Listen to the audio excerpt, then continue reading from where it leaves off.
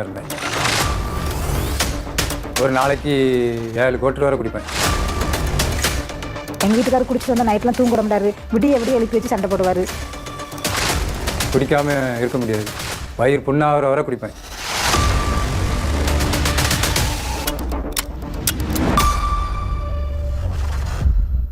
என் பேர் சிவகுமார்.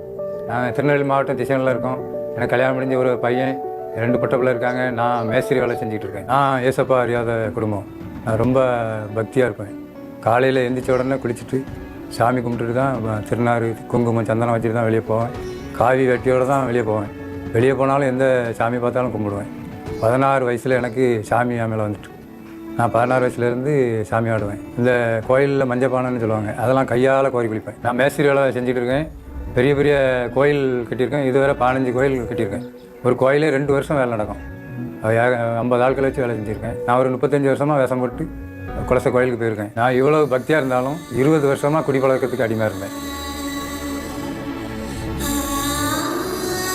ஒரு நாளைக்கு 7 கோட்டர் வரை குடிப்பேன். குடிச்சிட்டு வீட்டில் சண்டை, தெருவில் சண்டை, ஒவ்வொரு வீடாக போய் சண்டை போடுவேன். போட்டு என் தொழிலே இந்த குடியால் தொழில் போயிட்டு. எங்கள் வீட்டுக்காரர் குடிச்சிட்டு வந்தால் நைட்லாம் தூங்க விட மாட்டாரு. விடிய எழுப்பி வச்சு சண்டை போடுவார். குடிக்காமல் இருக்க முடியாது. வயிறு புண்ணாகிற வரை குடிப்பேன். வண்டி பெட்டில் எப்பவும் குவாட்டர் பாட்டில் இருக்கும். அங்கே வண்டியில் போய்கிட்டு இருக்கும்போது இடையில நின்று குடிப்பேன். என்னை மாதிரி யாருமே குடிச்சிருக்க மாட்டாங்க.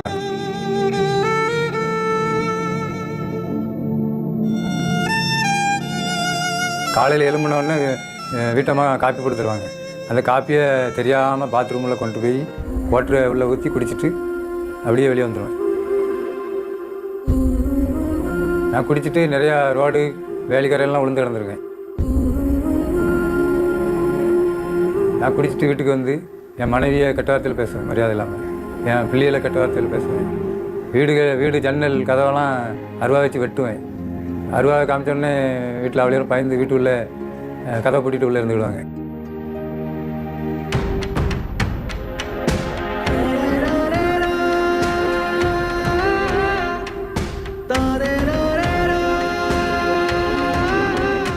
இப்படி இருக்கும்போது ஒருத்தங்க சொல்லி ஜெபிக்கலாம் வாங்க நிகழ்ச்சியை பார்த்து ஏசப்பாவே ஏற்றுக்கொண்டேன். ஜெபிக்கலாம் வாங்க நிகழ்ச்சியை பார்த்துக்கிட்டு இருந்தால் வேறு சேனலில் மாற்ற முடியுமே, போதப்பட்டு வந்து அதை மாற்றினா தான் ஒன்றும் பேச முடியல. மாற்றலைன்னா சண்டை வந்துடும்.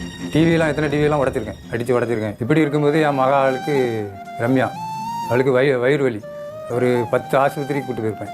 கூப்பிட்டு போனால் அங்கே எவ்வளோ மாத்திரை மருந்து எடுத்து சரியாகல. எனக்கு வயிறு வலிச்சுன்னா வயிறு வலி எனக்கு தாங்க முடியாது. அப்படி உழுவேன், அப்படி கத்துவேன். எனக்கு அப்படியே செத்துற போலே வரும். வீட்டில் இருக்க முடியாது. எங்கேயாட்டும் போயிடலாமா, எங்கேயாட்டும் செத்துடலாமா அப்படிலாம் தோணும்.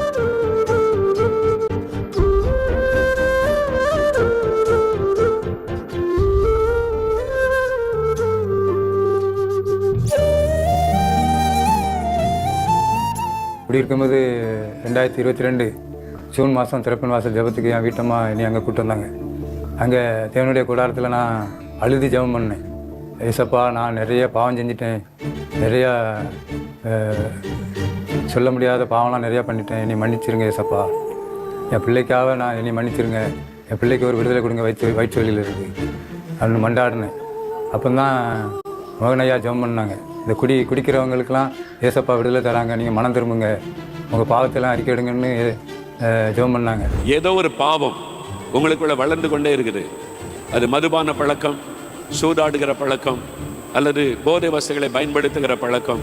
நான் அன்னைக்கு முடிவு பண்ணேன், இனி குடிக்கக்கூடாது, இனி பாவம் பண்ணக்கூடாது அப்படின்ட்டு ஏசப்பாக்கிட்ட ஜெபம் பண்ணேன். மோகனையா ஜெபத்தில் சொன்னாங்க, ஏசப்பாவுக்கு பிடிக்காத பொருள் வீட்டில் எது இருந்தாலும், உங்கள் கைகளில் கழுத்தில் எந்த கயிறு இருந்தாலும் அறுத்து தூக்கி தூர போட்டுருங்க அப்படின்னாங்க. அதுக்கப்புறம் வீட்டுக்கு வந்தேன்.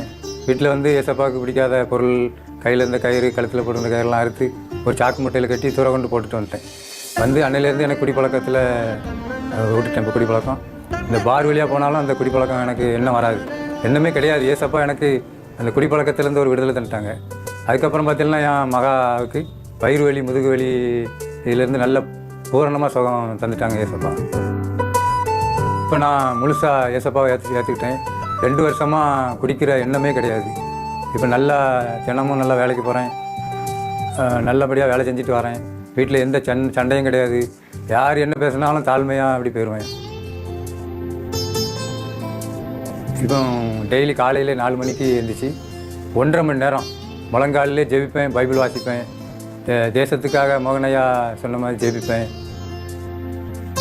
இப்போ எங்கள் அப்பா குடிக்கிறது இல்லை, அன்பாக இருக்காங்க, என்ன கட்டாலும் வாங்கி தருவாங்க. இப்போது எங்கே கூட்டு போனாலும் கூட்டு போவாங்க.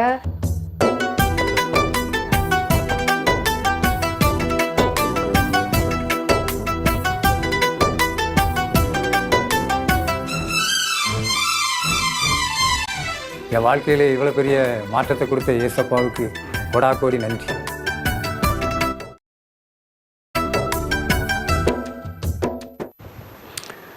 இயேசு எவ்வளோ அற்புதமானவர் பார்த்தீங்களா? ஒரு பக்கம் ரொம்ப பக்தி, இன்னொரு பக்கத்திலும் பாவம், மதுபானம், பாவம். இன்றைக்கி இதுதான் நிறைய மனிதர்கள் பக்தின்னு சொல்கிறாங்க. உண்மைதான், பக்தியாக இருக்கணும் தான். அந்த பக்தினால் உங்களுக்கு என்ன நன்மை கிடைத்தது? யார் மேலே பக்தியாக இருக்கிறீங்க? எதன் மேலே பக்தியாக இருக்கிறீங்க? தவறான நம்பிக்கையில் பக்தியாக இருக்கிறதுனால பிரயோஜனம் இருக்காது. புரிந்து கொள்ளுங்க. இந்த ஐயா சாட்சி சொல்லும்போது என்ன நினச்சி பார்க்குறேன், நான் சின்ன பையனாக இருக்கிற காலத்தில் எங்கள் வீட்டில் கோயில் வீடுன்னு சொல்லுவேன். சாமி வீடு அல்லது கோயில் வீடு, குத்துவிளக்கு படங்கள் இருக்கும். தினம் காலையில் குளித்து சுத்தபத்தமாக தான் போனேன் இந்த ரூமுக்குள்ளே சாமி கும்பிடுவது. எப்படிலாம் சாமி கும்பிடு என்னுடைய பாட்டி சொல்லி கொடுத்தாங்க. சாஷ்டாங்கமாக விழுந்து வணங்கணும், தோப்புக்கரணம் போடணும், இதெல்லாம் சொல்லி கொடுத்தாங்க.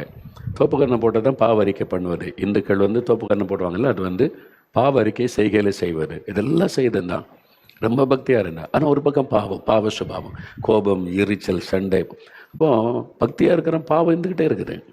இன்றைக்கி நிறைய பேர் அரசியல்வாதி பாருங்களேன், ரொம்ப பக்தியாக போய் ட்ரெஸ் எல்லாம் கழட்டிட்டு பக்தியாக சாமி கும்பிடுவான். கோடிக்கணக்காக ஊழல், ஏமாத்துறது, சுருட்டுறது தப்பாகவே தெரிகிறது இல்லை. அப்போ பக்திக்கும் பரிசுத்தத்திற்கும் கனெக்ஷனே இல்லாமல் இருக்கிறாரு. அது மதம். ஆனால் இயேசு என்கிற ரட்சகர்கிட்ட வந்தால் முதல்ல பாவத்தை விட்டு மனம் திரும்ப சொல்லுவார். அந்த ஐயா பாருங்களேன், யார் சொன்னது? அவங்களே கூட்டத்துக்கு வந்தாங்க. அப்போ ஆண்டவர் உணர்த்துக்கிறார், நீ பாவத்தை விட்டு மனம் திரும்பி மகனே, நான் என்ன பாவம் செய்தால் மன்னிச்சிருங்க ஆண்டவரே, மன்னிச்சு என் மகளுக்கு சுகம் கொடுங்க. பார்த்தீங்களா? இதுதான் மெய்யான கடவுளுக்கும் பொய்யானதுக்குள்ள வித்தியாசம். நீங்கள் கொஞ்சம் யோசிங்க. அப்போ அவர் பாவத்தை விட்டு நான் யாருமே சொன்னாங்களா, நீ குடிய வீடு அப்புறம் அவங்க மகளுக்கு சுகம் கிடைக்குன்னு நீ பாவின்னு யாரும் குற்றப்படுத்தினாங்களா? சில கிறிஸ்தவனை பாவின்னு எல்லாரும் சொல்கிறீங்க. எல்லாரும் எங்கே சொல்கிறோம்? பாவத்தை பாவன்னு சொல்லுவோம், உண்மைதான். ஆனால் இந்த ஐயாட்டு யார் சொன்னார்? யாராவது போய் நீ பாவி அழிஞ்சு போன்னு சொன்னாங்களா? இல்லையா? கூட்டத்துக்கு வந்தாங்க. ஆண்டவர் உணர்த்தினார். தன் பாவத்தை உணர்ந்து மனம் திரும்பின உடனே 20 வருஷ குடியில் இந்த விடுதலை கொடுத்துட்டார்ல இயேசு.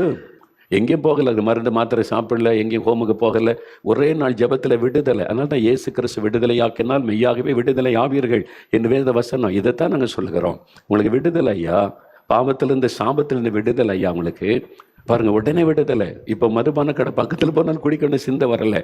மகளுக்கு சுகம், இலவசமான சுகம். 10 ஆஸ்பத்திரிக்கு போய் செலவு பண்ணாங்க, சுகம் கிடைக்கல. இந்த ஐயா மனம் திரும்பி என்ன பாவம் செய்தாலும் மன்னிச்சு என் மகளுக்கு சுகம் கொடுங்கன்னாங்க. உடனே ஆண்டவர் மகளுக்கு சுகம் கொடுத்துட்டார்ல.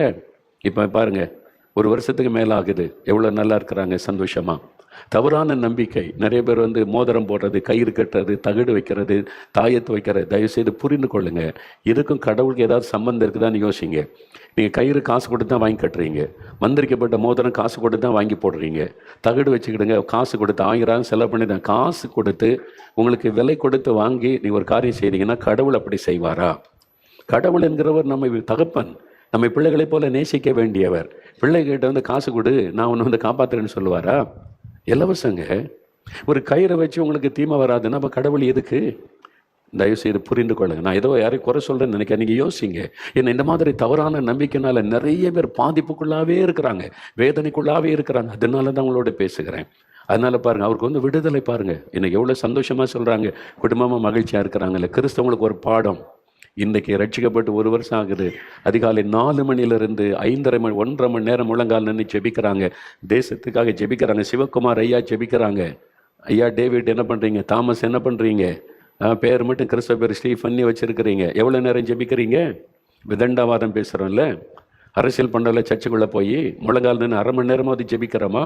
ஜெபிக்காதனால தான் நீங்கள் அரசியல் பண்ணிக்கிட்டு நீங்கள் ஆண்டவன் நாம தூஷிக்கப்படுற மாதிரி நடக்கிறோம். உங்கள் வீடுகளில் எவ்வளோ நேரம் ஜெபிக்கிறீங்க?